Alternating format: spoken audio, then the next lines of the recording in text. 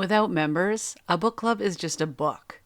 Join the community by following us on Facebook or sign up for exclusive content through our website, www.bookinterrupted.com/unpublished. Parental guidance is recommended because this episode has mature topics and strong language.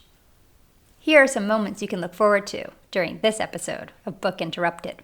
Write a children's book, publish it, make $1 million and be able to retire. And it's not like that, unfortunately. You're writing for children, marketing to parents. I say adult books. I'm a children's book author, so there's children and adults. Have a turtleific day. I love puns. That's why I write for children. Her best friend's a dragon, and she likes to open up magical portals and explore different realms. So it's a lot of fun. Authors love talking about their books. Sometimes we can kind of go on and on, which I might be doing. It gives them that spark back that tells them that they aren't imposters.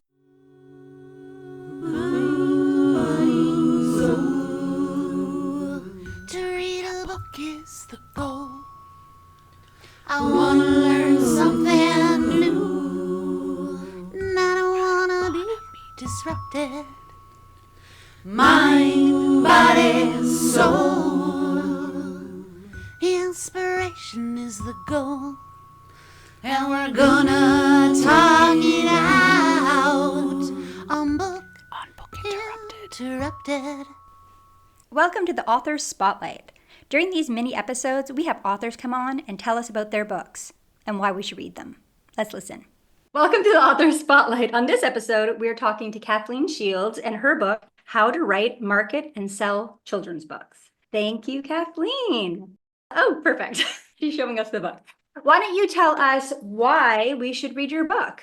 When I first tiptoed into the publishing industry 24 years ago, I was as green as a four-leaf clover. And I took a lot of classes. I read a lot of blogs, a lot of newsletters, and they were very helpful for somebody who's completely new and green to the situation, but they didn't teach you everything. They didn't go and delve deep into various aspects of the things that, you really needed to know. And then the other thing that I noticed, especially in a lot of the classes that I took, was the fact that they're really focusing towards adult books. I say adult books. I'm a children's book author, so there's children and adults.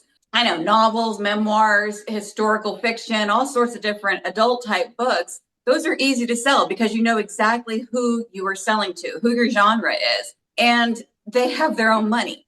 When you're writing for children, marketing to parents and teachers and homeschoolers and librarians. It's endless. And so that was one thing that I wanted to teach authors because I meet a lot of them. I go to so many different book festivals and things like that. I'm always talking to them and I'm always hearing these absolute horrible horror stories, which we'll get to in a little bit. The one thing that I really wanted to do was when people come out with children's books, they think it's so easy. Write a children's book, publish it, make $1 million and be able to retire. And it's not like that, unfortunately. And so when I wrote my book, How to Write, Market, and Sell Children's Books, I wrote it specifically for children's books. One of the things that they say is put together a website and collect email addresses for your newsletter and stuff like that. Well, that's all good and great if your readers are adults and they're going to continue on that journey, that reading journey for the rest of their life, say 50, 60 years. It's quite another if you're collecting email addresses of parents of a second grader, because by the time they get into fourth grade, they're not reading picture books any longer. And so they end up subscribing and you have to start over again. And so when I wrote my book, it is 460 pages long. I had no idea it was going to be this long. I figured it would be like this little teeny tiny thing, just like a children's book. But unfortunately, it just kept growing and growing and growing and growing. And so that's why I'm here, because I want to educate people that it's not that easy, that there's a lot to it. There's a lot that you have to think about in regards to writing it as well as marketing it. So yeah, that's great. I was going to say, so you wrote a blog post on the Book Interrupted blog under Creative's Corner. Just the blog with all the categories, it made me really think people going into it, it helps them with all those pitfalls, not knowing like how you find an illustrator, all the little things like the dark side of the publishing industry, which I've heard. Even one of our members on Book Interrupted, she had a blog that went viral and they were turning into a book. And once she got into that machine, she was like, I don't even want to write a book anymore after a year of it. Like by the time, and she had written the book. I mean, that's what happened to me. When my very first book was published in the year 2000, 24 years ago, it was a young adult trilogy. And I was so happy to be able to hold my little book baby in my hands. Yeah. But the marketing of it, the getting it out there, people love the story, but just getting it in front of the people was a true challenge. And I just got so many doors closed in my face that it was just ridiculous. So it put a sour taste in my mouth and I didn't want to do it again. Jump ahead 12 years, I decided, let's do children's books. Why not? I completely forgot everything I learned in 2000. But I did. I started. And over the course of the last dozen years, I have been fine tuning it from 1 book to 2 books to 3 books, 12 books in the series, chapter books for my tween readers. I've learned so much about the industry, how much it's changed. And when I started in 2011, 2012, all the traditional publishers were telling me, oh, we're retooling to go ebook. And I'm like, for children's books, you electronic? I was like, dexterity, being able to turn pages. I mean, that's important stuff also. And of course, that didn't actually happen. They were wrong, just like a lot of the things that they do these days. They're kind of wrong. And I think that's the reason why so many people go through hybrid publishers or self-publish, because they have stories that the traditional publishers aren't going to share. It doesn't fit in their little box anymore. And that's what they have, is a box.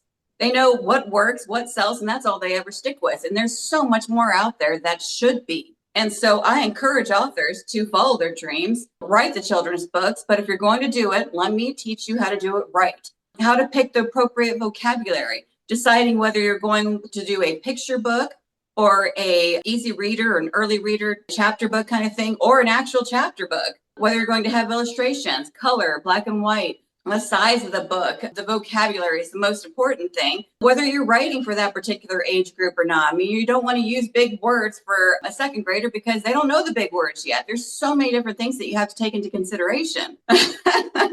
And then, of course, there's working with your illustrators, how to do it, how to spot a scam, how to use those illustrations to make, say, from a picture book to a coloring book. Let's go ahead and market for both. Let's do both. People have options with your first book. Why not have 2? How to gather reviews, how to contact schools, how to do school visits, how to do public sales etiquette. I mean, there's just so many different things. Your branding.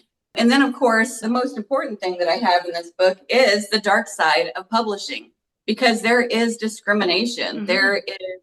There's so many different scams. There's so many different things that you have to take into consideration that other authors just won't say because, well, it's negative. But instead of it being just negative, I'm educating and inspiring. So just because there are people out there trying to scam you doesn't mean that you shouldn't continue to go forward, be smart, use your intuition, make very good, educated decisions, and don't let yourself get scammed, because you're going to continue to following your dreams and you're going to succeed. So that's me. Wow, I love it. And you mentioned you have another book. Yes. I have a couple of things that I have coming up. Okay, so I like to write inspirational stuff as well. I've been working with an amazing author. His name is Preston Mitchum. Of course, he wasn't an author when I met him. I was like, oh, you're amazing. He lost his father. And he started posting these little inspirational messages, positive thoughts, positive vibes on Facebook once every Friday. And after a while following him, I'm like, you need to write a book. And he laughed at me. It was hilarious. And so I'm like, no, really, you need to write a book. And after a while, I decided, I'm a graphic designer. So I created a book cover for him with his title and his name on it. And I gave it to him and he's like, oh, wow. And so kind of the lights started going off. So the long story short, he has come out with Positive Vibes. There's 3 adult inspirationals. There's a tween, a chapter book, an inspirational for tweens, and there's even a picture book. We're putting together a 365-day devotional. I just love everything that he's doing. And I've even written my own Positive Vibes Dogs, PAWS. And it's also a little daily inspirational where it connects fun antics of our dogs to how we should look at life, wagging our tail with, our tongues out, excited and happy for the next adventure. For me, it's dogs and turtles. That's kind of my thing. And so the next one is called Have a Turtleific Day. It's adorable. And so I've written these, little inspirational messages for turtle lovers that basically say, in this fast-paced world, it's easy to get caught up in the rush, constantly moving and from one task to the next with a little time to pause and just be. So sometimes the most valuable thing we can do is slow down and take what I like to call turtle time. Take a moment to step back, breathe deep, and simply exist in the present. And so that's like one of the little messages in there. And I've got 180 messages in my first book. So have a turtleific day. I love puns. That's why I write for children. Then I'm also working on a 5-book series for tweens. I'm still playing with the title, The Immortal Explorer. She is a 12-year-old girl. She has all sorts of knowledge because she's been around for thousands of years. Her best friend's a dragon, and she likes to open up magical portals and explore different realms. So it's a lot of fun. And I love the fact that every single realm that she goes to, well, maybe not every single one, they technically connect to books. If the reader has read any of the books, they might recognize what book it might be from. It's not the actual story, but it's a side story. Because, there's always somebody who's affected by the knights and the evil sorcerer that are fighting against each other. There's just somebody over here in the countryside whose house gets, blown up. So there's always side stories. There's always a story out there that isn't actually written into a book. Most books are written about the most important people, the kings and the princes and the princesses, the knights, but they're not really written about the common people. And I think that's where self-publishing kind of came to be. People have a lot of stories. Everybody's got a story to tell. And so it's important to write stories that kind of show that you don't have to be a pop star. You don't have to be, the best musician to be able to have a wonderful story and to put it out there. So I think it's really good for kids to have that, because I think that making it something, especially princesses and queens, like they actually can't be them. Right. Because they have to be born into that. Exactly. So it's good to the hero, like the hero's journey, a regular kid being the hero of the story, because I think it's more relatable to children. Thank you. My 12-year-old, she loves fantasies. She loves like that magic and all that kind of stuff. So that sounds right up her alley. I try to avoid magic a lot. I'm basically putting together a play with alchemy. So she knows her own kind of alchemy. And if you put a bunch of these magical tokens together, you can create something new and exciting. It's all about educating yourself, figuring out what's there, and using it to help yourself or help others. So I'm having a lot of fun writing it. One of the side stories in the book is she wants to go up to a giant world, which is in the clouds, and the only way to really get there is through a beanstalk. Well, there are no more magic seeds, so she has to actually start a garden and do some splicing and grafting and creating her own plant that'll actually grow up to the clouds, so that way she can get there. I've been able to rethink the process and have it be somewhat more relatable. It'll be interesting how long it takes me to put together 5 books, 5 longer books. I was going to ask you, how long does it typically take you? You have 12 books right now, right? I have 12 books of the Hamilton Trolls series. I have multiple chapter books. I have Christian fiction trilogy. I actually have 40 published books. Wow. A lot more in the works. I have another picture book that I'm looking for an illustrator for. I have Turtleific Day that'll be coming out soon. I can't stop writing. I do have fun with it. I let my imagination soar. That's great. Talking about the turtle and the dogs, I've heard from publishers that say they want books that are more niche. If your book is very wide, that it's harder to get people to buy it. Is that something that you find too? Is being more niche, like yours is about people who love turtles. So then they find your thing and done. They're buying because you're connecting to some specific demographic. Is that something that you find with writing your books, or you're suggesting to people in your book to other authors?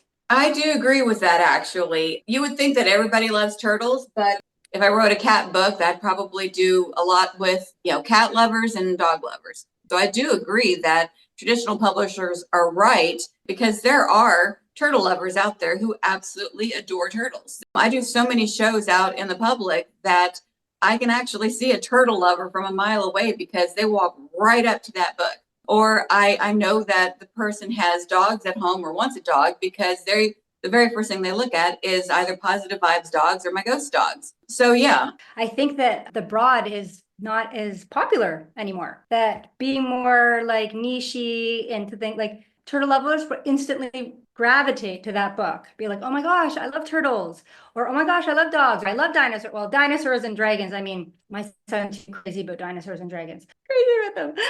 But that's an easy, but it's still niche, you know? I have a book called The First Unicorn.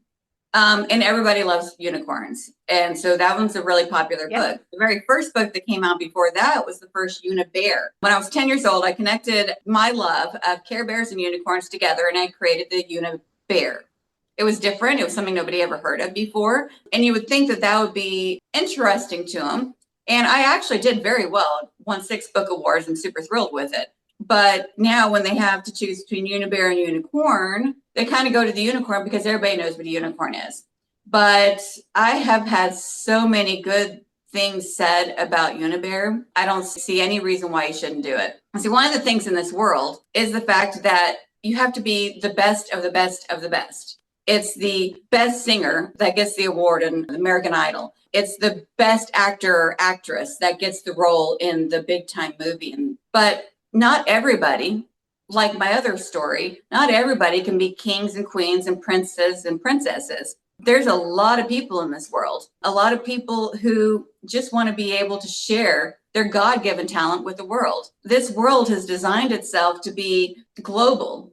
You know, you may not be the absolute best, but it doesn't mean that you don't have the best story for the people who are interested in it. So yes, I definitely think there's a market for everyone. Yeah, right, exactly. And writers should write. I may not be the best writer on the planet. I definitely do not think I'm the best writer on the planet. I'm not even sure I'm the best writer in my own town, but I have great stories and I want to share them. You know, God didn't design us to be perfect and the best in the entire world. He designed us to be unique and special in our own way. I completely agree with you. Any final thoughts for our listeners? I knew when I was 8 years old that I wanted to write. I wrote my very first when I was 10 years old. One of the next books that I wrote that was published, I was 12. It didn't get published when I was 12. It's been highly edited since then. But the point is that I always kind of knew what my talent was going to be. I love to write, had a very active imagination. It was important to me to be able to escape the realities of the world and enter my own world to survive, basically. The thing that I love most about writing is that I'm not judged while I'm writing it. I can perfect it, I can fine tune it, I can massage it until it's something that I'm proud to put out there. And then I love hearing all of the comments about how great it was or how smart it was. It makes me feel good to know that all of my hard work pays off. I love writing. It's kind of how I grow as a person. And then sharing my books, putting them out there for the world. I do so many public events. I love being able to talk about them. Authors love talking about their books. Sometimes we can kind of go on and on, which I might be doing. But we love being able to share our stories. So I always like to say is even if the author that you meet sitting at a craft show or a church bazaar or on the side of the road or wherever, even if it's not a genre that you read, it doesn't mean that the person who is presenting it is not interesting. I've met so many amazing authors in my journey over the last 24 years, and they're so special because they all have something that they want to share with the world. I always say, if you want to share a story, if you want to write a story, one of the hardest things to do is to actually write it. You can get a great idea, but sitting down and writing it and putting forth the effort, spending the time, the statistics are so low for those who actually follow through with the story idea to the actual book. And even after they've written the book, there's so many people who just feel like they're not worthy enough to actually have that book published, that they actually truly believe that the traditional publishers aren't interested in their story. They get so many rejections that they feel like they're not good enough, that they're imposters. But the fact of the matter is, if they have taken that idea and they have worked it all the way down to an actual book, it's going to be a good story. It's bound to be a good story because they put their life, their soul, their being into that story. So give it a chance. Even if it's not traditionally published, give them a chance, because if they put that much work and that much time and that much effort into the writing process, getting it edited, formatting it, hiring illustrators, putting together the book cover, putting it out there, they're putting themselves out there for the world to critique. And sometimes the world is mean and harsh. And if you like to read, encourage them to keep doing that. Encourage them to write, encourage them to put those stories together. Buy a book, leave a review, even if it's a free book. Remember to leave reviews, because that tells an author how important that they are doing something that is appreciated, and encourages them to keep going. It gives them that spark back that tells them that they aren't imposters, that they aren't worthless. That's what the world teaches people, is that if you're not the absolute best of the best, that you're not good enough. And you are. Keep writing, put it out there, write another one, put another one out there, go out into the public, fine tune your sales pitch, be proud of your work, because you have accomplished something that 97% of the world wants to do and won't. When you want to put together a children's book, educate yourself, learn about it, how to write it, how to find an illustrator, how to put together the graphics, how to do the proper marketing, how to get the reviews, and how to avoid scammers, because there's so many of them out there. It's so horrible. And follow your dreams. And that's the most important thing that you can do. Use your talent and share it with others. Guess that's about it. Thank you. That's amazing. That was a great inspirational message for all the soon-to-be, hopefully, authors that are listening right now.